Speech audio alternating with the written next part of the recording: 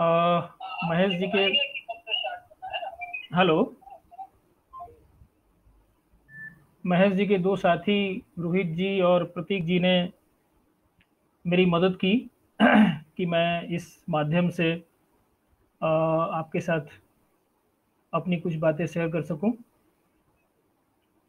ये बड़ा एक अनायास सा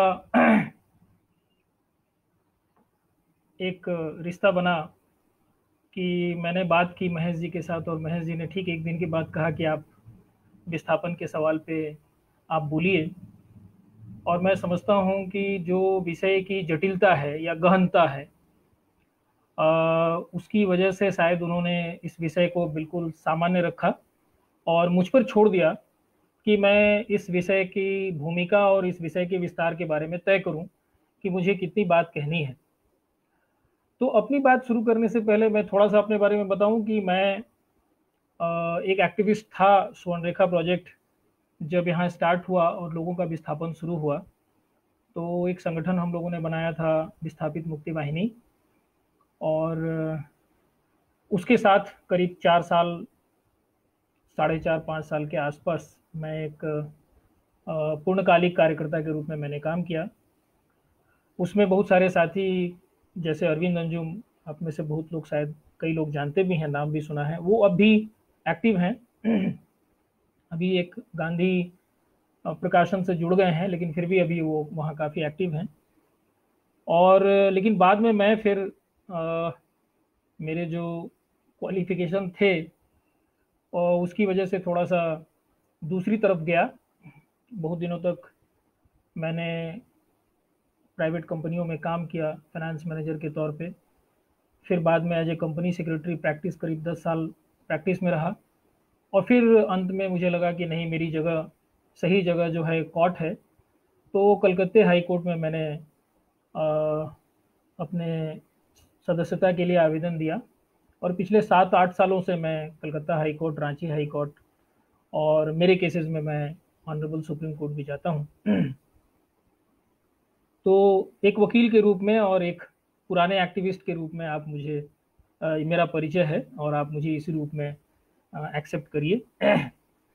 तो इस छोटे से परिचय के साथ मैं अपने विषय पे आता हूँ। मुझे लगता है कि शायद जो होस्ट हैं उनकी तरफ से इजाज़त है कि मैं अपनी बात शुरू करूँ। एक अपनी बात शुरू करने से पहले मैं आपको बताऊं कि मुझे मराठी बिल्कुल नहीं आती है और मैं उसके लिए बेहद शर्मिंदा हूँ। मैं हिंदी जानता हूँ, मैं अंग्रेजी बोल सकता हूँ और बंगला, ये 3 भाषाएं मैंने पढ़ी है। और ये 3 भाषाएं मुझे ठीक से आती है, मैं बोल भी सकता हूँ और लिख भी सकता हूँ। तो आप अगर हिंदी में आपको मेरी बात अगर समझने में दिक्कत हो तो अंग्रेजी में आप मुझसे पूछ सकते हैं, और नहीं तो हिंदी अगर सबको समझ में आती है तो यही भाषा आज की मीडियम का रहे तो बेहतर है। दोस्तों,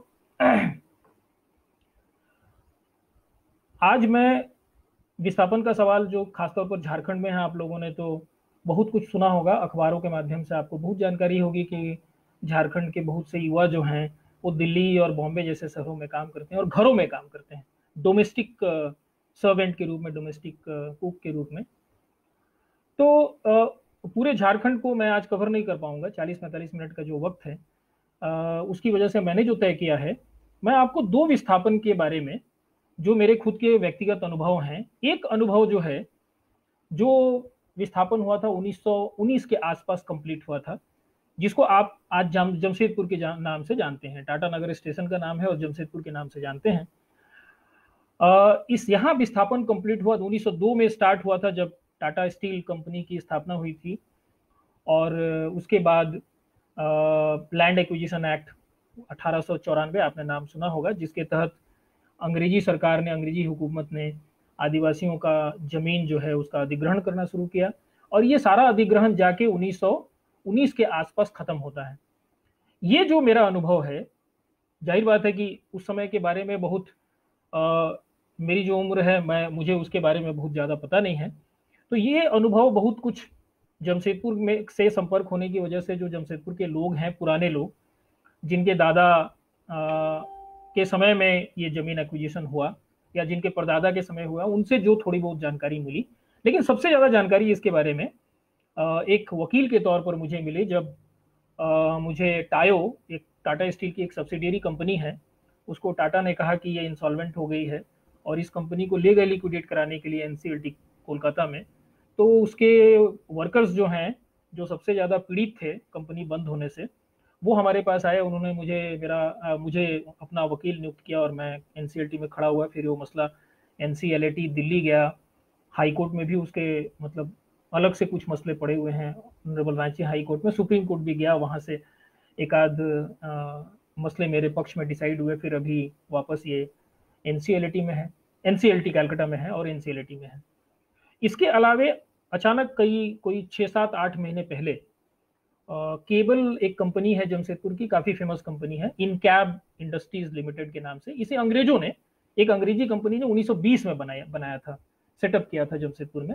ये कंपनी 2000 के आसपास आके बंद हो जाती है और 2000 के बाद जब ये बीआईएफआर में जाती है इसके रिहेबिलिटेशन के लिए, रिवाइवल के लिए, तो 7 सालों तक ये चलता है वहां मसला। उसके बाद टाटा स्टील इसमें इंटरवीन करती है और टाटा स्टील के इंटरवीन करने के बाद दिल्ली हाई कोर्ट एक जजमेंट देती है, उसके तहत टाटा स्टील को ये हक मिलता है कि वो जाए। मैं अभी उस कानूनी पक्ष पे जाऊंगा नहीं, मैं अभी फैक्ट पे रहूंगा और क्या हुआ था 1919 और 20 में वो ज़्यादा महत्वपूर्ण है। थोड़े बहुत लीगल बातें मैं करूंगा, कानूनी बातें ज़्यादा नहीं करूंगा।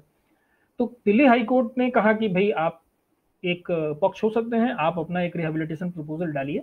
और टाटा स्टील ने रिहेबिलिटेशन प्रपोजल जब डाला इस कंपनी का, उसके बाद इस कंपनी का बिल्कुल सत्यानाश हो गया। ये तय हो गया कि ये कंपनी नहीं खुलेगी। तो 2000 में जो कंपनी, 99-2000 के आसपास जो कंपनी बंद हुई, जिसमें 2000 लोग काम करते थे, और इसकी एक यूनिट पुणे में भी है। आपको शायद जो लोग पुणे के होंगे उनको पता होगा कि इनकैब की वहाँ एक यूनिट है, मैन्युफैक्चरिंग यूनिट, जिसको टेक ओवर किया गया था करीब 60-70 के दशक में। तो ये कंपनी 20 सालों तक फिर बंद रही 2000 से लेके 2020 तक। और ये इसके पीछे टाटा स्टील या टाटा की जो अपनी स्ट्रैटेजी रही जमीन के बारे में, वो मैं आपको बताने वाला हूँ। उसकी वजह से ये हुई और ये फिर अचानक ये मसला कलकत्ते एनसीएलटी में गया। तो इसके जो वर्कर्स हैं वो हमारे पास आए और सौभाग्य से मुझे फिर मौका मिला मजदूरों का नेतृत्व करने का कोर्ट में। और एक आदेश एनसीएलटी में पास हुआ, अभी एनसीएलटी में है दिल्ली में, और उसके कुछ मसले रांची हाई कोर्ट में भी हैं और कलकत्ते हाई कोर्ट में भी हैं, जहाँ इन सब में मैं एक वकील के रूप में अपीयर कर रहा हूँ। तो ये जो मेरी जो वकालत है उसकी वजह से ये टाटा के बारे में मुझे बहुत सारा स्टडी करना पड़ा, लोगों से मिलना पड़ा, लोगों ने इंफॉर्मेशन मेरे पास भेजे, लेके आए। तो एक आपको टाटा के उस विस्थापन, मतलब आप ये समझें कि झारखंड में आदिवासियों का विस्थापन का सवाल जब तक 1919 के आसपास हुए विस्थापन, जिसके द्वारा टाटा नगर बना, शहर बना और टाटा स्टील की स्थापना हुई, अगर हम यहाँ से शुरू नहीं करते हैं तो ये विस्थापन का सवाल झारखंड का शुरू नहीं होता है। मतलब this is the starting point, we can say कि ये स्टार्टिंग पॉइंट है और ये एक बहुत ही महत्वपूर्ण घटना है झारखंड के विस्थापन के लिए। और मुझे लगता है कि पूरे देश के में जो विस्थापन के सवाल हैं और उसके पीछे जो आर्थिक विचार हैं, जो उसके पीछे जो राजनीतिक विचार हैं और जो आंदोलन चल रहे हैं, कोऑर्डिनेशन हो रहे हैं कि उसको एक दूसरे प्लेन पे ले जाया जाए, और उसमें जितने इशूज, जितने बिंदु उसमें इन्वॉल्व हैं, ये सबसे पहला मसला है। और मुझे लगता है कि आपको आश्चर्य होगा जैसे मैं अपनी बात खत्म करूंगा इस हिस्से की, कि जमशेदपुर कैसे बना और कैसे यहाँ के, तो आप आश्चर्य करेंगे कि जमशेदपुर के इस इतिहास के बारे में न तो ज्यादा लिखा गया है, न लोग जानते हैं। मैं जो आपको बताने वाला हूँ वो मेरा खुद का किया हुआ मतलब एक्सपेरिमेंट है, अनुभव है, और जो मैंने लोगों से जाना है। क्योंकि मुझे ये केस लड़ना था और मजबूती से लड़ना था, इसी वजह से हम लोग एक स्ट्रांग पोजीशन पे पहुंचे। तो काफ़ी होमवर्क करना पड़ा, बहुत लोगों से जानकारियां इकट्ठा करनी पड़ी। तो मैं आपको बताना चाहता हूं कि ये 1902 में जब टाटा स्टील की स्थापना हुई, तो उस समय अंग्रेजों ने 2 कानून बनाए थे हिंदुस्तान में। एक कानून था लैंड एक्विजिशन एक्ट 1894। 1894 के तहत इन्होंने 1909 में, फिर 1912 में, फिर 1919 में और फिर 1929 में, ये डॉक्यूमेंटेशन की बात मैं कर रहा हूँ, ये डॉक्यूमेंटेशन हुआ है जो इस लैंड का। तो अंग्रेजों ने इनको 25 इंटू 25 यानी कि 25 स्क्वायर माइल्स जमीन इन्होंने अक्वायर करके दी 1919 तक। यानी कि पूरा का पूरा, उस समय स्टेशन नहीं था जब इन्होंने एक्विजिशन शुरू किया, उस समय टाटा नगर स्टेशन नहीं बना था। और शायद आपको, आप में से कुछ को शायद पता हो कि टाटा नगर स्टेशन का जो नाम है वो पहले काली माटी हुआ करता था। काली माटी उस क्षेत्र का एक गांव था और उसी गांव के नाम पर जब वो स्टेशन बना, रेलवे प्लेटफॉर्म बना, तो उसका नाम काली माटी रखा गया। बहुत बाद में उसको बदल के फिर टाटा नगर किया गया। तो अंग्रेजों ने लैंड एक्विजिशन एक्ट के तहत उन्होंने 15,000 यानी कि 25 स्क्वायर माइल को आप 640 से डिवाइड करेंगे तो लगभग 1600 के 16,000 एकड़ के आसपास आता है। एक्चुअली 15,725 एकड़ जमीन जो है वो अक्वायर की गई 1894 में और ये टाटा को दिया गया इनकी फैक्ट्री बनाने के लिए। उस समय एक्विजिशन का कानून था लैंड एक्विजिशन एक्ट 1984, लेकिन अगर सरकार उसको खुद इस्तेमाल करती तब तो किसी कानून की जरूरत नहीं पड़ती। लेकिन अगर उसको किसी दूसरे प्राइवेट पार्टी को देना था, लैंड एक्विजिशन एक्ट में कंपनीज के लिए भी लैंड लेने की व्यवस्था थी और अभी भी है, तो अगर जमीन को किसी प्राइवेट पार्टी को देनी थी, कंपनी को देनी थी, तो फिर उसके लिए एक अलग कानून की जरूरत थी। तो उस कानून को अंग्रेजों को बनाना पड़ा और उस कानून का नाम है, उसको जनवरी 2018 में अबॉलिश कर दिया गया, 18 तक चला। उस कानून का नाम है गवर्नमेंट ग्रांट्स एक्ट।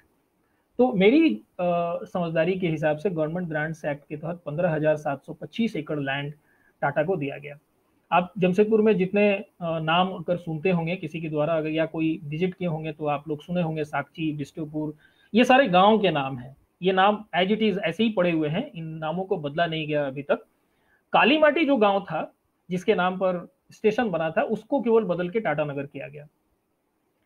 अब ये 15,750 एकड़ जो 25 एकड़ जो लैंड इनको दिया गया, उसका इतिहास जो है झारखंड के विस्थापन के इतिहास का सबसे खराब, सबसे गंदा इतिहास है। इतनी बड़ी कंपनी है टाटा स्टील, पूरी दुनिया में इसका नाम है। और जब मैं इस केस को हैंडल करना शुरू किया और मैंने अध्ययन करना शुरू किया, तो मुझे पता लगा कि जमीन के अलावे ये जमीन इनके 25 साल इन तक एक इंग्लिश जेंटलमैन थे, उनका नाम है किनन, जॉन एल किनन। वो 25 साल तक इनके जनरल मैनेजर रहे। उन्होंने एक किताब लिखी है, उस किताब में उन्होंने लिखा है कि 25 इंटू 25 यानी कि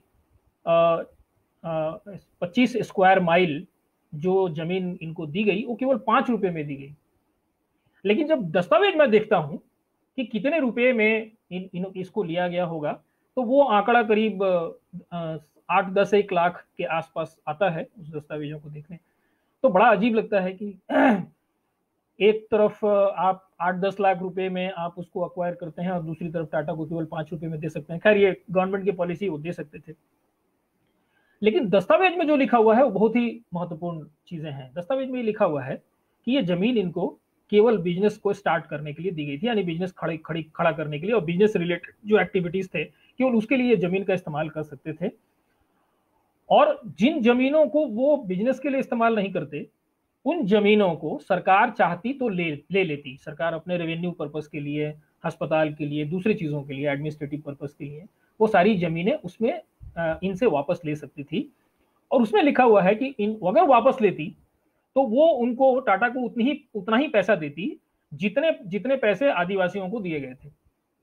तो इसमें एक बड़ा अजीबोगरीब कॉन्ट्राडिक्शन मिलता है कि आप आदिवासियों को अगर 8-10 लाख रुपया देके उनकी जमीनें, इतनी बड़ी जमीनें 25 बाई 25 यानी कि 25 स्क्वायर माइल जमीन आप अक्वायर करते हैं और टाटा को 5 रुपए में देते हैं, तो फिर डॉक्यूमेंट में ये क्यों लिखा हुआ है कि अगर आप उनसे लेते तो उतना ही पैसा देते जितना आपने आदिवासियों को दिया है, क्योंकि टाटा ने तो उतना पैसा आपको दिया नहीं। ये जो कॉन्ट्राडिक्शन है, ऐसे बहुत सारे कॉन्ट्राडिक्टरी चीजें हैं जो मैं आपको धीरे धीरे बताऊंगा अगले 5-7 मिनट में। तो मुझे बड़ा आश्चर्य हुआ कि ये प्रोविजन है, और फिर मैंने पता किया कि भाई इस प्रोविजन को कभी इस्तेमाल हुआ कि नहीं, इसको कभी इस्तेमाल किया गया कि नहीं। तो बड़ा आश्चर्य होगा आपको कि इस प्रोविजन का कभी इस्तेमाल नहीं हुआ। यानी कि सरकार ने, राज्य सरकार ने कभी भी टाटा से रेवेन्यू पर्पस के लिए या किसी दूसरे पर्पस के लिए जमीन नहीं ली और उसे सरकारी जमीन डिक्लेयर नहीं किया, बल्कि जमशेदपुर एक ऐसा शहर है जहां इन सारे सरकारी जो दफ्तर हैं, यहाँ तक कि सरकारी ऑफिसर्स के जैसे डीसी हैं, एसपी हैं, इनके जो आवास हैं वो सब टाटा के जो बंगले हैं उसमें इनका आवास है। ये बहुत आश्चर्यजनक बात है कि जमशेदपुर में एक इतना बड़ा कमिश्नरेट है। ईस्ट सिंहभूम, पहले तो पूरा सिंहभूम एक साथ था, सिंहभूम और खरसावां 3 डिस्ट्रिक्ट एक साथ था, अनडिवाइडेड सिंहभूम। अभी एक सिंहभूम को 3 भागों में इन्होंने डिवाइड कर दिया है, ईस्ट सिंहभूम, वेस्ट सिंहभूम और खरसावां। पहले जब ये एक साथ था तब भी, जब यहाँ कमिश्नरेट चाईबासा में हुआ करता था, जमशेदपुर में नहीं था, तब भी जो वहां तो इन्होंने बनाए थे क्योंकि वो टाटा के इलाके से बाहर पड़ता था, जमशेदपुर के इलाके से बाहर पड़ता था, तो वहां तो इनके कुछ सरकारी दफ्तर हैं, सरकारी आवास हैं। लेकिन जमशेदपुर में जब ये कमिश्नरेट बना तो पता चला कि कुछ भी इनका नहीं है, मतलब सरकार का नहीं है तो सब सरकार का ही, पूरा जमीन सरकार की है जो इन्होंने दिया है टाटा को, लेकिन इनका कोई भी सरकारी दफ्तर जो है वो इनका नहीं है, वो टाटा के दिए हुए, जिसको टाटा कहती है कि हमने लीज दिया, उसमें है, जबकि ये लीज है नहीं, ये तो गवर्नमेंट ग्रांट थी, ये लीज है नहीं। बाद में 1950 में जब हमने संविधान बनाया तो आप जानते होंगे कि जो केंद्र सरकार की जमीन थी वो केंद्र सरकार के पास चली गई, जो राज्य सरकारों की, माने गवर्नर्स के कंट्रोल में जो जमीन थी वो कंट्रोल के पास चली गई, फेडरल वाली जमीन सेंट्रल गवर्नमेंट के पास चली गई। तो वो आर्टिकल हमने 294 से लेके 296 तक ये हमने संविधान में डाला। लेकिन एक बड़ी अजीबोगरीब घटना हुई कि 1950 में एक कानून बनाया था बिहार ने, उस समय झारखंड बिहार का हिस्सा था, अनडिवाइडेड बिहार, तो बिहार ने एक कानून बनाया था land reforms act. Land reforms act के तहत उन्होंने 1972 में और फिर 1983 में उन्होंने 2 अमेंडमेंट किए, और अमेंडमेंट के द्वारा 7D और 7E 2 धाराएं उन्होंने उस कानून में समाहित की, उसमें एनैक्ट किया। एनैक्ट करने के बाद उन्होंने कहा कि जो जमीन कंपनियों को दी गई थी बिना इस बात के रेफरेंस की कि कौन सी जमीन, माने जमीन का नेचर है, जमीन आप लीज दे सकते हैं, जमीन आप गवर्नमेंट ग्रांट्स के रूप में दे सकते हैं, जमीन आप लाइसेंस के रूप में दे सकते हैं, जमीन आप रेंट में दे सकते हैं, ये सरकार भी दे सकती है। ये चारों पांचों जो ऑप्शन है जमीन देने के, सारे पांचों ऑप्शन सरकार के पास भी थे। तो सरकार ने बगैर इस बात को ध्यान में रखे कि जमीन टाटा को अंग्रेजों के द्वारा किस कानून के तहत दी गई थी, इन्होंने अपना एक स्टेट कानून बनाया, राज्य का कानून बनाया, और उसमें 72 और 83 में उन्होंने अमेंडमेंट किए, और अमेंडमेंट के बाद उन्होंने टाटा के साथ एक एग्रीमेंट के कहा कि हम आपको लीज दे रहे हैं। ये बिल्कुल गैर कानूनी था, क्योंकि जो गवर्नमेंट ग्रांट्स एक्ट है उसमें केवल 3 धाराएं हैं, A1, 2 एंड 3। उसके हिसाब से जब गवर्नमेंट ग्रांट्स दी जाती है तो आप उस पर ट्रांसफर ऑफ प्रॉपर्टीज एक्ट लागू नहीं होता है, और वो लीज नहीं होता है। उसके जो अपने टेनर हैं, यानी कि जो डीड ऑफ कन्वेंस है और उसमें जो कंडीशंस डाले हुए हैं, वो जमीन पूरा का पूरा उस कंडीशन से ही रेगुलेट होता है, और टाटा को पूरा का पूरा वो जो डीड ऑफ कन्वेंस है उसके तहत ही उनको चलना था, और सरकार को भी उसी के तहत चलना था, because it is an act. और इस कानून के तहत इस ग्रांट को टाटा को दी गई, तो उसको कंडीशंस थे, उसको फॉलो करना था, सरकार को भी फॉलो करना था, टाटा को भी फॉलो करना था। लेकिन आपको शायद नहीं पता होगा, या इस देश में बहुत कम लोगों को पता है कि ये फॉलो नहीं हुआ। जमीन को एक तरह से उसका जो लीगल स्टेटस था उसको जबरदस्ती बदलने की कोशिश की गई। अब गवर्नमेंट ग्रांट्स एक्ट एक सेंट्रल एक्ट था, और बिहार लैंड रिफॉर्म्स एक्ट जो है वो एक स्टेट का कानून था या है, तो स्टेट का कानून एक सेंट्रल एक्ट पर तो सुपरसीड नहीं कर सकती थी। इसके अलावे वो एक कॉन्स्टिट्यूशनल एक्ट है जिसमें सेक्शन 2 और 3 सीधे एक तरह से बाकी किसी भी कानून के उसको सुपरसीड करने से रोकता है, यानी कि it's a constitutional document. No law of India can supersede, much less state law.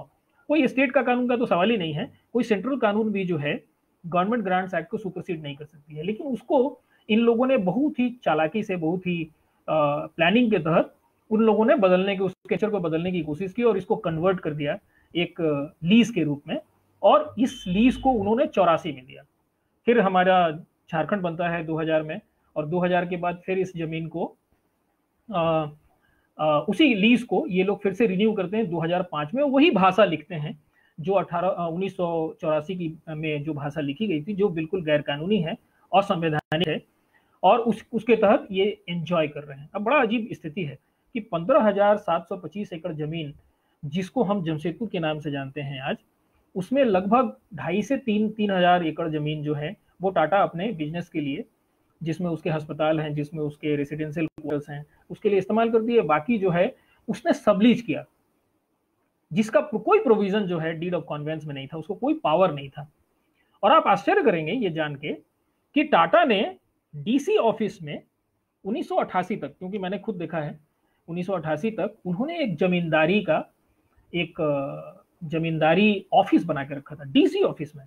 Commissioner के ऑफिस में टाटा की एक जमींदारी ऑफिस थी।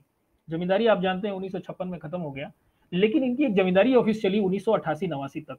यानी कि ये मानते रहे बिहार गवर्नमेंट के जो लोग जिन्होंने ये कानून में ये संशोधन किया, और उसके बाद वो 1984 में उन्होंने लीज दिया, उसके तहत बिहार गवर्नमेंट के साथ इनका जो कॉनाइवेंस था, उसके तहत ये एक तरह से अपने को जमींदार के रूप में ट्रीट करते रहे।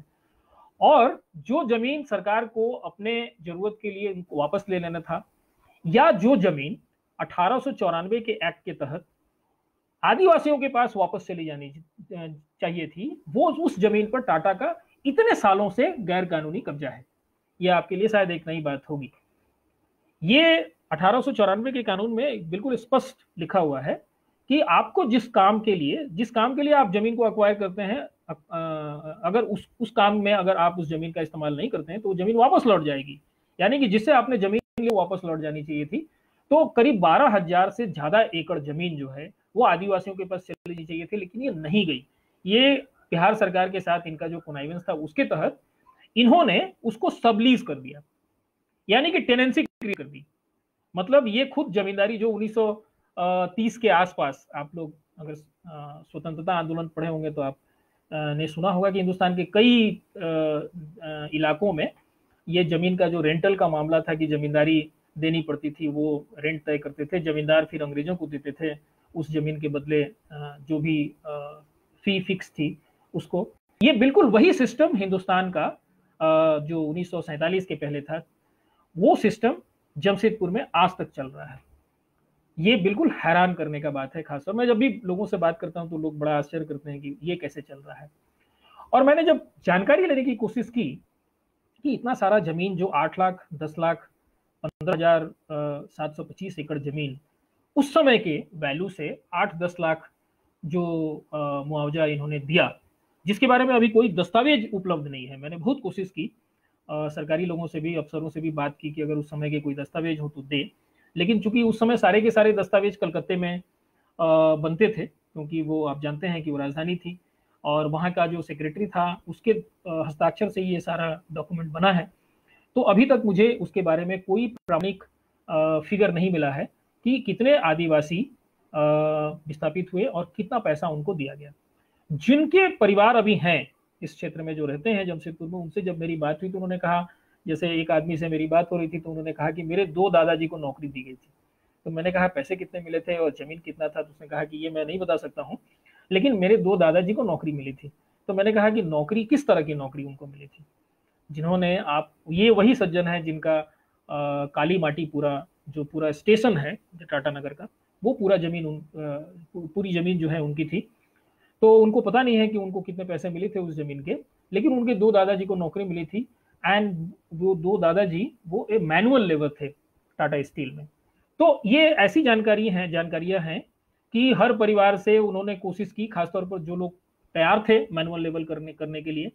आदिवासियों में एक परंपरा है कि ये लोग, उस समय तो स्थिति ये थी कि लोग अंग्रेजों को देख के नजदीक नहीं आते थे, जाते नहीं थे, इंडस्ट्री में काम नहीं करना चाहते थे। तो इस बात की बहुत ही कम संभावना है कि 10-20% से ज्यादा विस्थापित लोगों के परिवारों से टाटा स्टील में नौकरी दी गई। अधिकांश लोगों को जबरदस्ती वहां से हटा गया। ये बात बिल्कुल कॉमन है। जितने लोगों से हमारी बात हुई उन्होंने कहा कि हमें भगा दिया गया, हमें वहां से हटा दिया गया, और हटाने के बाद हमको पैसे दे दिए गए, जो उन्होंने तय किए थे उतने पैसे दिए गए थे। ये कितना एडिक्वेट था इसके बारे में जानकारी अभी तक मैं जुटा नहीं सका हूं। अगर ये जुट जाए, मैं कलकत्ते में रहता हूं, मैंने अभी तक कोशिश की, लेकिन मेरे पास इसकी जानकारी अभी तक दुर्भाग्य से आई नहीं है। इसलिए मैं आपसे अटकल लगा के मैं कुछ कहना नहीं चाहता हूँ, लेकिन मैं आपको बता रहा हूँ कि जो दस्तावेज कहते हैं कि कोरी 8-10 लाख रुपए में इन्होंने 15,725 एकड़ जमीनें इन्होंने अक्वायर की, और करीब 10 से 20% मैं बढ़ा के बोल रहा हूँ, ताकि कल अगर मैं दस्तावेज बनाने की हालत में रहूं तो मुझ पर यह आरोप नहीं लगे कि मैं कोई गलत बयानी कर रहा हूं या कभी किया। तो मैं इसको बढ़ा के बोल रहा हूं कि लगभग 20% लोग परिवारों से नौकरी दी गई थी। 18 मौजा आता है इस पूरे जमशेदपुर में, जिसमें एवरेज 10 गांव करीब थे। तो आप अगर सारे छोटे बड़े गांवों को मिलाएं तो करीब 100 गांव से ज़्यादा थे जिसको लिया गया। और एक अच्छी बात यह है, सौभाग्य की बात यह है कि वो जो गांव थे उनके नाम अधिकांश के 10% 15% बदले हैं या थोड़े से बदल गए हैं, नहीं तो लगभग 80% जो नाम है वो एज इट इज़ वही हैं, वो गांव के ही नाम हैं जो अब शहर का हिस्सा हो गया है। सोनारी, बिष्टुपुर, साकची, ये जमशेदपुर में लोग जानते हैं। ये अलग अलग मोहल्ले हैं। बिष्टुपुर बहुत बड़ा बाजार है, साकची बहुत बड़ा बाजार है, सोनारी जो है एक रेसिडेंशियल इलाका है, हालांकि अब वहाँ भी बैंक्स इत्यादि सब खुल गए हैं। तो पूरा शहर ही एक जो है कॉस्मोपॉलिटन शहर के रूप में ये डेवलप किया है। अब आप समझें कि इतने सालों से 12,500 एकड़ जमीन के आसपास गैर कानूनी ढंग से टाटा के कब्जे में है, और आज तक इस मुद्दे को राजनीतिक तौर पे उठाया नहीं गया। और आप इस वजह से समझ सकते हैं कि यहाँ पे तीसरे वोट का अधिकार, यानी कि जो म्यूनिसिपैलिटी या म्यूनिसिपल कॉर्पोरेशन है, वो इसलिए नहीं बनी कि जो जमीन है वो डिस्प्यूटेड है। जमीन का नेचर क्या है, जमीन सरकार की है, जमीन टाटा की है, और किस कानून के तहत है, इसको वेग रखा गया आज तक। इसी वजह से वो कानून में बदलाव लाया गया 1972 और 1984 में, और उसके बाद गलत दस्तावेज बनाए गए इनके साथ मिलके सरकारों के द्वारा। बिहार गवर्नमेंट ने गलती की, और उसके बाद झारखंड ने भी, जानकारी में या गैर जानकारी में मुझे पता नहीं, मैं अभी दोष नहीं देना चाहता, मैं सिर्फ अभी आपको ये बता रहा हूँ कि ये इस जमशेदपुर का की एक वैधानिक स्थिति है कि इसके 12,000 से ज़्यादा जो जमीन है वो टाटा के अवैध कब्जे में है। टाटा ने उसको सबलीज कर रखा है, और उस पर यानी कि जो गवर्नमेंट रेवेन्यू होना चाहिए, जो पैसा सरकार के पास जाना चाहिए था, वो पैसा अभी इनके अकाउंट में गया है। और इससे जुड़ी बहुत सारे लिटिगेशंस हैं जो सुप्रीम कोर्ट में गए, हाई कोर्ट में गए, और बहुत सारे निर्णय गलत हुए। इसलिए गलत हुए कि हाई कोर्ट को भी नहीं पता था कि इस लैंड का लीगल स्टेटस क्या है। बहस करने वाले दो लोग आए, टाटा की तरफ से आए और सरकार की तरफ से आए, दोनों बहस कर रहे हैं बिहार लैंड रिफॉर्म्स एक्ट पे। तो जो कोर्ट का भी ध्यान इस बात की तरफ नहीं गया कि ये जमीन जो है ये लैंड रिफॉर्म्स एक्ट के तहत आती है कि नहीं आती है, और अगर ये गवर्नमेंट ग्रांट है तो इसको अलग तरीके से देखना पड़ेगा। ये मुद्दा मैंने जो जजमेंट्स देखे हैं रांची हाई कोर्ट के, उसमें मुझे मिला नहीं। यानी कि रांची हाई कोर्ट के संज्ञान में ये बात लाई ही नहीं गई कि ये जमीन जो है ये लैंड रिफॉर्म्स एक्ट के तहत दी गई थी टाटा को। और टाटा का इतने सालों से, यानी कि 1909 में इनको 3,500 एकड़ जमीन के आसपास मिला था, और फिर वहां से अगर 1909 के दस्तावेज को ही माना जाए तो आज 111 साल हो गए। 111 साल से पूरा का पूरा जमशेदपुर जो है बिल्कुल एक अवैध कब्जे के तौर पे है, जहां आप कह सकते हैं कि टाटा की एक जमींदारी है जिसके पीछे कोई कानून नहीं है, संविधान तो छोड़ दीजिए, किसी कानून का आधार नहीं है। और मोटे तौर पर मैं अब इसको कंक्लूड करूं, फिर दूसरे पार्ट में जाऊंगा, क्योंकि 9:30 बजने जा रहे हैं। तो इस जमीन के एक्विजिशन में अंग्रेजों ने पूरी ताकत लगाई थी। यहाँ फोर्स थी, और फोर्स के द्वारा इन लोगों को विस्थापित किया गया था, भगा दिया गया था। जो यहाँ के आदिवासी जो हिंदी जानते हैं वो इसी भाषा में बात करते हैं कि सर हमें भगा दिया गया था। तो इनको भगा दिया गया था, औने पौने भाव में इनको कॉम्पेंसेशन दी गई थी। और कुछ लोगों को कि विरोध जो है वो जटिल नहीं हो जाए या बड़ा नहीं हो जाए, टाटा को काम करने में दिक्कत नहीं हो, तो बहुत अपने लोगों को भेज के इनके घरों में, इनके परिवारों में, इनके गाँव में लोगों को समझाने की कोशिश की कि हम आपके विकास के लिए आए हैं, हम आपका पूरा विकास करेंगे। और इनके लोगों को कोशिश की गई कि वो नौकरी में आए। इसको खत्म करने से मैं पहले आपको 2 बातें और बता दूं कि बहुत कम लोगों को पता है कि टाटा को बहुत सारे जो माइंस हैं, जैसे नोआ मुंडी का माइंस, इन्हें बगैर पैसे की दी गई थी, फ्री ऑफ कॉस्ट। उसी तरीके से जोड़ा माइंस है, इनको फ्री ऑफ कॉस्ट दी गई थी, जो आयन माइंस हैं। इसके अलावा मैंगनीज है, दूसरी दुनिया भर की खनिजें हैं, खनिज पदार्थ हैं जो सिंहभूम में मिलता है, वो सारा का सारा, मतलब स्टील बनाने के लिए जितने खनिज है वो सब सिंहभूम डिस्ट्रिक्ट में मिलता है। ये सारे जो माइंस हैं ये टाटा को लगभग मुफ्त में दी गई। और जैसा उन्होंने किरण साहब ने लिखा है अपनी किताब में कि जब टाटा बनना शुरू हुआ ठीक उसी समय यहाँ की जो दो नदियां हैं स्वर्णरेखा और उसका सत्यानाश, मतलब उसको डैमेज करना, पल्यूट करना टाटा ने शुरू कर दिया। ये दोनों, मैं इस पे आऊंगा अभी थोड़ी देर में, जब स्वर्णरेखा की बात करूंगा तो नदियों के बारे में आऊंगा।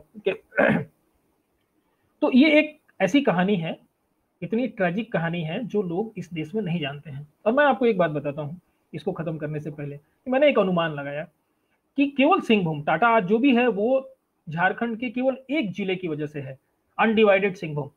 और मैंने एक अनुमान लगाया आज के मार्केट वैल्यू के हिसाब से कि कितनी की संपत्ति, जो खनिज पदार्थ हैं और जो जमीन है, जो पानी है, जिसका एक रफ एस्टिमेट लगाया जाए, जो सफरिंग्स है, जो लोगों के कॉन्ट्रीब्यूशंस हैं, वो तो अनअकाउंटेबल है, उसको तो अकाउंट करना बड़ा मुश्किल है, तो वो मैं कर भी नहीं सकूंगा, इसलिए मैं उसकी बात नहीं कर रहा हूं। लेकिन जो खनिज पदार्थ निकाले गए, जो पानी का इस्तेमाल हुआ, लोगों का इस्तेमाल हुआ, जमीन का इस्तेमाल हुआ, उसका एक रफ एस्टिमेट मेरा जो है वो लगभग 10 लाख से लेके 20 लाख करोड़ तक का है। यानी कि टाटा को टाटा बनाने में केवल एक डिस्ट्रिक्ट सिंहभूम का कंट्रीब्यूशन लगभग 10 लाख करोड़ से लेके 20 लाख करोड़ तक का है। ये लोगों को, दुनिया के लोगों को नहीं मालूम है। गांधी जी भी यहाँ आए थे 1920 में, यहाँ स्ट्राइक हुई थी और जिसमें 13 लोगों को टाटा ने मरवा दिया था।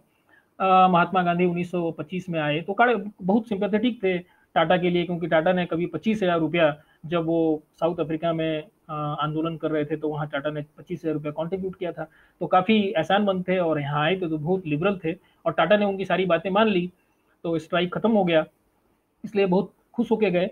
तो उनकी जो चीज़ें उनके बारे में, उस दौरे के बारे में जो चीज़ें लिखी हुई है देसाई साहब ने, उनके जो सेक्रेटरी थे महादेव भाई ने, उसमें उसको पढ़ने से बड़ा आश्चर्य लगता है कि महात्मा गांधी जब यहाँ आए तो जमशेदपुर के बारे में कोई फीडबैक उनको नहीं दी गई कि जमशेदपुर की स्थापना कैसे हुई और कितने आदिवासी लोगों ने अपना बलिदान दिया जमशेदपुर को जमशेदपुर बनाने में। मैं आपको दो बात और कह के स्वर्णरेखा पे आऊंगा कि जो किरण साहब ने लिखा है कि एक संथाली महिला लड़की थी, यंग लड़की, जिसने अपने बच्चे को जन्म दिया प्लांट के अंदर में, और जन्म देने के बाद उस समय स्थितियां नहीं थी, अस्पताल भी वैसे नहीं थे, मेडिकल सुविधाएं नहीं थी, वो अपने बच्चे को ऐसे ही उठा के जन्म देने के बाद प्लांट से अपने गोद में उठा के अपने घर चली गई थी। ये दस्तावेज है जमशेदपुर का। और ऐसे बहुत सारी तस्वीरें हैं कि जो इनका नोआ मुंडी का माइंस है, इनका जोड़ा माइंस है, वहाँ आदिवासी संथाल महिलाएं, यंग लड़कियां वहाँ मैनुअल लेबर कर रही हैं। और आप जानते हैं कि अगर सुरक्षा जो उपकरण है उसका इस्तेमाल नहीं हो और आप अगर माइंस में काम करें तो आपकी ज़िंदगी जो है वो क्या नाम है 50% 60% तो आपकी चली जाती है माइंस में काम करने ही से। तो ऐसे लोगों का जो मूलतः आदिवासी हैं, कोई बाहर के नहीं, क्योंकि बाहर के जो लोग आए जमशेदपुर में वो लोग तो शहर में आए और वो लोग उच्च शिक्षा प्राप्त थे, तो उनकी नौकरियां ऐसी नहीं थी कि उनको उस तरीके से काम करना पड़ता था। वो प्लांट के अंदर में काम करते थे, मशीन के साथ काम करते थे। लेकिन जो मैनुअल लेबर है, जो आज भी है, आप आश्चर्य करेंगे, सुबह अगर आप आए जमशेदपुर में तो इसके जो बड़े बड़े जो गेट्स हैं उसके सामने आदिवासी मजदूरों की बोली लगती है, जो डेली वेजर्स हैं, रोज कमाते हैं, रोज खाते हैं, उसके कॉन्ट्रैक्टर्स हैं, यानी कि दलाल हैं, जो उनकी बोली लगाते हैं। और तय होता है उसमें से कुछ लकी लोग जो हैं आदिवासियों को, उनको मौका मिलता है उस दिन काम करने का टाटा के प्लांट में, और वो सबसे जो खतरनाक काम है वो उस काम में उनको लगाया जाता है। ये स्थिति तो आज भी है। तो ये एक दुखांत है, एक स्टोरी है, एक ट्रेजेडी है जो इस देश के लोग नहीं जानते हैं। अब इसके बाद मैं आता हूँ, मैं आपको अपने युवावस्था की तरफ ले चलता हूँ, जब मेरी उम्र 19-20 साल की थी और अरविंद जी और कई लोगों ने वाहिनी से जुड़े हुए, अगर आप नाम जानते होंगे, ये लोग गांधीयन है मूलतः, इनका संगठन था छात्र युवा संघर्ष वाहिनी, इसके कुछ लोगों ने, जिसमें मैं भी शामिल था, मिल के विस्थापित मुक्ति वाहिनी बनाई। क्योंकि 1971 में बिहार सरकार ने एक प्रोजेक्ट बनाया था, स्वर्णरेखा प्रोजेक्ट, जिसका टोटल वैल्यूएशन था 129। बसावन सिंह साहब सिविल इंजीनियर थे, उन्होंने बनाई थी, और उस समय इसका एस्टिमेटेड कॉस्ट था 129 करोड़। जब हम लोगों ने संगठन बनाया तब तक कुछ कुर्बानियां हो चुकी थी, कुछ जो लीडर्स थे उनको उनकी आंदोलन के दौरान उनकी मौत हो चुकी थी, पुलिस की गोली से मारे गए थे लोग। जॉयदा एक जगह है जहाँ उनकी तस्वीरें और उनके पोर्ट्रेट्स जो हैं वो लगे हुए हैं अब भी। और एक पूरा का पूरा जो वहाँ का विस्थापित होने वाला आदिवासी समुदाय था, वो एक एक तरह से डर के अवसाद के ये में था, और विरोध को खड़ा करना काफ़ी मुश्किल काम था। वैसे समय में हम लोगों ने, जब आंदोलन बिल्कुल खत्म हो गया था और लोग बिल्कुल डर के साए में थे, तो हम लोगों ने कोशिश की। स्ट्रैटेजिकली हम लोग बहुत प्रभावित थे। नर्मदा का जो आंदोलन था उससे हम लोगों को हमारे आर्च वाहिनी के लोग उसमें लगे थे, फिर बाद में मेधा उदय ये सारे लोग आए, तो हम लोग बड़े प्रभावित थे। और एक रोमांटिसिज्म था कि बड़ा डैम नहीं बनना चाहिए था। लेकिन जब हम लोग यहाँ स्टार्ट किए तो लगा कि एक तो ये बड़ा डैम था नहीं स्वर्णरेखा का, दूसरा हमें ये लगा कि यहाँ की जिस जहाँ पे हम स्टार्ट किए थे, जिस पॉइंट पे हम स्टार्ट किए थे जब संगठन बना विस्थापित मुक्ति वाहिनी, वहाँ हम डैम को रोकने की स्थिति में नहीं थे। लगभग डैम आप समझ लें कि लगभग 80% बन चुका था। कम से कम उसका जो हाइट तो निकल ही गया था 162 मीटर्स के आसपास। टोटल डैम की जो हाइट है 192 है, तो उसका एक कंस्ट्रक्शन पूरा हो गया था। तो हमने अपनी स्ट्रैटेजी को रखा बिल्कुल कन्फाइंड की इसके जो लोग हैं उनका रिहेबिलिटेशन जो है वो ठीक से होना चाहिए। हम लोगों ने नर्मदा की तौर पर एक डिमांड रखा कि साहब आप विस्थापित कर रहे हैं तो इनको रिहेबिलिटेट करने के लिए 2.5 एकड़ जमीन जो है, सिंचित जमीन, इरिगेटेड लैंड जो है, इनको दिया जाए। और आपको जान के दुख होगा कि बिहार सरकार जो है, एक भी परिवार, 15,000 परिवार जो हैं इससे अफेक्ट हुए। 116 गांव में करीब 34 गांव वो पूर्णतः डूब क्षेत्र में आ रहे थे, और बाकी पार्सियली आ रहे थे। और इसके पूरे जद में लगभग जो कमांड एरिया था जिसमें पानी जमा होना था, वो लगभग 40,000 एकड़ जमीन उसमें डूब रही थी। और 40,000 एकड़ जमीन की वजह से 15,000 परिवार, लगभग आपके 1 लाख से थोड़े से ज्यादा लोग जो हैं विस्थापित हो रहे थे। और इनको विस्थापित करना था, अगर 2.5 एकड़ के जमीन देने का मतलब 15,000 गुना 2.5 एकड़ जमीन इनको लेना था। लेकिन इनको, आदिवासी प्रदेश है तो ऐसे ही यहाँ एक फसल होती है, 2 फसल होती नहीं है, क्योंकि पठार है, पहाड़ के नीचे खनिज है, तो यहाँ तो उपजाऊ जमीन ही नहीं है। लेकिन इसके बाद भी 2.5 एकड़ जमीन पर एक सहमति बनी थी। हमारी लड़ाई जब लंबी चली, समझौते हुए, बातचीत हुई, लोगों ने अग्री किया, एक रिहेबिलिटेशन पॉलिसी भी बनी थी बिहार सरकार की, जिसमें बजाबता ये दर्ज है कि 2.5 एकड़ सिंचित जमीन पर परिवार हम देने की कोशिश करेंगे। ये बिल्कुल सरकार, both Jharkhand government and Bihar government, ये दोनों फेल की। आज तक किसी भी परिवार को इनके रिहेबिलिटेशन के लिए 2.5 एकड़ जमीन नहीं मिली। फिर बाद में इन्होंने कुछ तो इनके पहला जो, जब हम लोगों ने शुरुआत की तो पहली जो लड़ाई थी, वो पहला जो डिमांड था वो ये था कि जो इनके कॉम्पेंसेशन है वो काफ़ी मीगर है, काफ़ी कम है। तो अगर इतने पैसे में अगर इतनी ज़मीन वो खरीदने के लिए जाएंगे तो इससे लगभग 10 गुना, 8 से 10 गुना, आप अंदाजा लगाइए कि क्या कॉम्पेंसेशन के रेट्स थे उस समय। बिहार गवर्नमेंट जो अक्वायर कर रही थी इस जमीन को, ये 1981 के बाद शुरू हुआ था। तो ये जब हम लोगों ने डिमांड को फोकस किया कि साहब आप इनका मुआवजा बढ़ाइए, तो मुआवजा थोड़ा बहुत उसमें थोड़ा सा बढ़ा, लेकिन फिर भी हमको लगता है कि वो उस लेवल पे नहीं हुआ जिस लेवल पे उसको जाना चाहिए था। और इसके साथ एक दूसरी बात ये हुई कि आसपास के जो इलाके थे जहां जमीन शायद ये खरीद पाते, उसके दाम बढ़ गए, क्योंकि लोगों को पता चल गया कि साहब ये लोग वहां से विस्थापित हो रहे हैं, हमारे यहाँ आएंगे जमीन खरीदने के लिए। तो जो मार्केट वैल्यू था उसका 10% से ज्यादा, 15% से ज्यादा इनको कॉम्पेंसेशन नहीं मिला। अब उसका नतीजा ये हुआ कि पूरे के पूरे 15,000 में लगभग 10,000 लोग इलाके से बाहर चले गए। यानी कि इनके रिश्तेदार कुछ उड़ीसा में रहते थे, कुछ बंगाल में रहते थे, कुछ झारखंड के दूसरे इलाकों में रहते थे, कुछ बिहार का भी इलाका है जिसमें जहाँ लोग रहते थे, तो ये लोग वहाँ शिफ्ट हो गए। कुछ लोगों ने जमीन अपने जितना खरीद सकते थे उतने पैसों से उन्होंने खरीदा। और आज की स्थिति में जो हम लोगों ने एक एस्टिमेट लिया, इस पर एक सर्वे करने की प्लानिंग हम लोगों की है कि हम ये जाने कि कितने लोग डेली वेजर के रूप में कन्वर्ट हो गए, मतलब काश्तकार नहीं रहे, किसान नहीं रहे। जब ये गांव में रहते थे तो इनके पास अपना किसानी के अलावे जो फसल ये पैदा करते थे, फसल पैदा करने के अलावे जंगल पर इनका अधिकार था। तो जंगल के जो प्रोडक्ट्स थे और इनका जो फसल था, और नदी से जो कुछ मिलता था, जिसको यहाँ एक नारा बहुत प्रसिद्ध है, माछ चास गाछ, मतलब पेड़ लगाइए, खेती करिए और मछली पैदा करिए। ये मैं आता हूँ क्योंकि मछली पैदा करने वाले में लगभग हम लोग हमारे 400 परिवार उस मछली पालन पर पूरा का पूरा डिपेंडेंट है। लेकिन पहले मैं अपनी जानकारी आपके साथ साझा करूँ कि 15,000 परिवारों में 10,000 परिवार बाहर चले गए और इन्होंने जो रिहेबिलिटेशन सेंटर बनाए थे उसमें लगभग 1200 लोग रहते हैं। बाद में जब ये आंदोलन अपने अपने पीक पर पहुंचा तो इन्होंने रिहेबिलिटेशन पॉलिसी घोषित की। तो जैसा मैंने कहा कि जमीन वाली बात तो बिल्कुल ये इम्प्लीमेंट नहीं कर सके, इन्हें जमीन मिला नहीं। ये फैक्ट भी है कि इनको जमीन नहीं मिला और कोशिश भी नहीं की, दूसरी जगहों पर इन्होंने बसाने की कोशिश नहीं की। जो रिहेबिलिटेशन सेंटर्स बनाए वो सब 5-6-10 किलोमीटर के आसपास जो डूब क्षेत्र है उसके 8-10 किलोमीटर के अंदर बनाए और वहाँ पे जमीन नहीं था उतना कि ये खरीद के उनको बसा सकते थे वहाँ। तो इन्होंने एक पैकेज बनाया। उस पैकेज के तहत इन्होंने कहा कि 12 डिसमिल जमीन देंगे घर बनाने के लिए और जिनको घर बनाने की जमीन हम नहीं दे सकेंगे या जो नहीं लेना चाहें उनको 2 लाख रुपया देंगे। 2 लाख रुपया घर बनाने के लिए देंगे। अगर 2 लाख जमीन खरीदने के लिए दे रहे हैं तो जो 2 लाख रुपया घर बनाने के लिए, 2 लाख में कैसा घर बनता है आप समझ सकते हैं।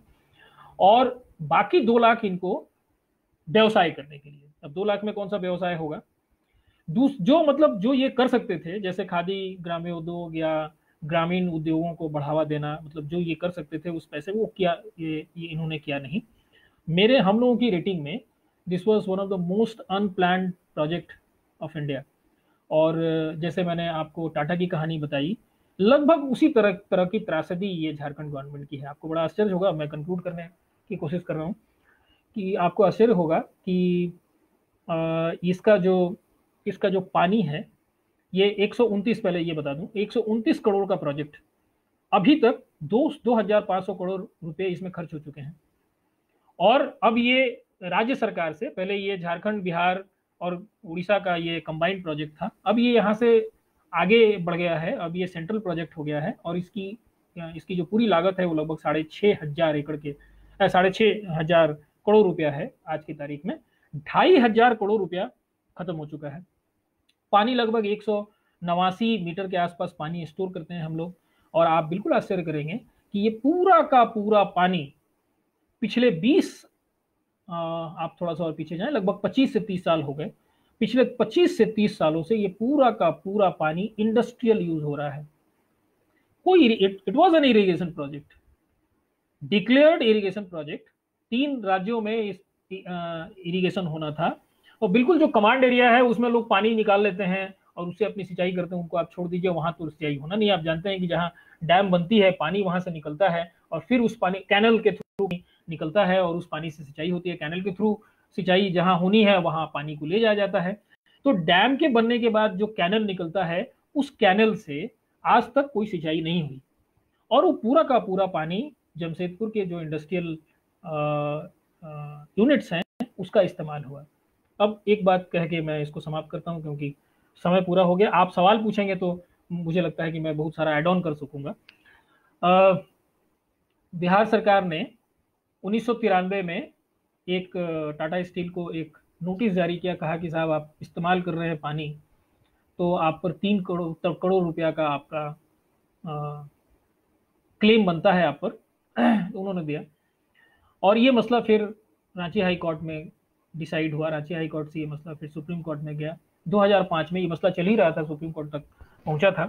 तो 2005 में इनको फिर से झारखंड सरकार की तरफ से 55 करोड़ का डिमांड किया गया।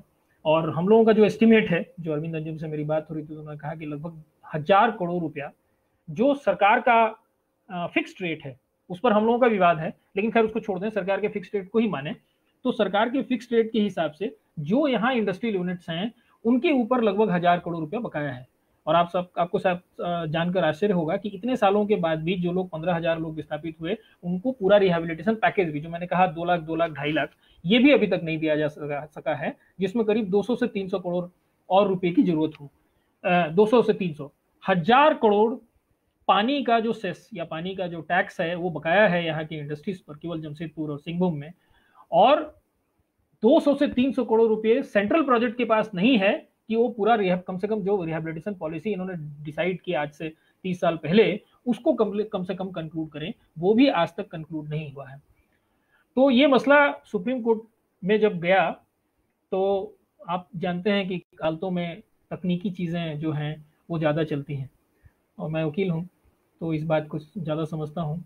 और अदालतें भी तकनीकी चीज़ों को ज़्यादा सुनना पसंद करती है, क्योंकि वो बड़ा आसान होता है कि तकनीकी आधार पे आप उसको डिसमिस कर दें। जैसे आप सुनते होंगे कि जो एसएलपी होते हैं 136 में जो हम लोग सुप्रीम कोर्ट में फाइल करते हैं, वो धड़ाधड़ डिसमिस हो जाते हैं। उसमें से बहुत कम ही निर्णय तक पहुंचते हैं, और खासतौर पर सही निर्णय तक। ये मसला खैर अपील में गया था, रांची हाई कोर्ट के एसएलपी में गया था ये भी शायद। तो उसमें सुप्रीम कोर्ट ने ये व्यवस्था दी कि साहब आपने जो डिमांड किया है वो डिमांड सही नहीं लगता है, इसलिए कि दिस इज अ सेस, ये एक तरह से टैक्स है, और टैक्स को इम्पोज करने के लिए आपको आर्टिकल 265 के तहत आपको एक कानून बनाने की जरूरत है।